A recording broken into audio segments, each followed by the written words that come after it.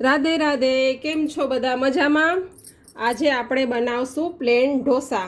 તો એના માટે મેં ગેસ પર તવી મૂકી દીધી છે ગરમ.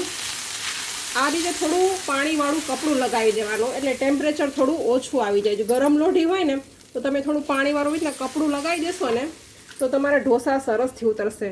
ઘણા લોકોની કમ્પ્લેન હોય છે કે ઢોસા એકદમ ઉતરતા નથી, તો એના માટે બસ આ જ ટ્રીક છે. લોઢી ગરમ નહીં રાખવાની.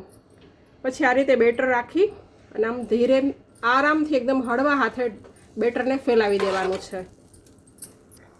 જો તમે જોઈ શકો છો, આમાં થોડા થોડા બબલ્સ આવી ગયા છે. આ ટાઈમે આની ઉપર આપણે થોડું ઓઇલ સ્પ્રેડ કરી દેશું.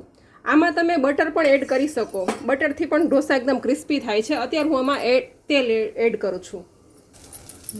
જો તમે જોઈ શકો છો, આ એની જાતે જ તેણે સાઈડ મૂકી દીધી છે, બરાબર.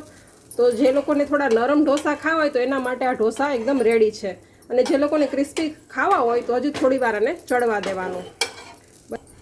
જો તો રેડી છે આપણા આ પેપર ઢોસા. કેવા લાગ્યા તમને જરૂરથી કમેન્ટ કરજો. રાધે રાધે.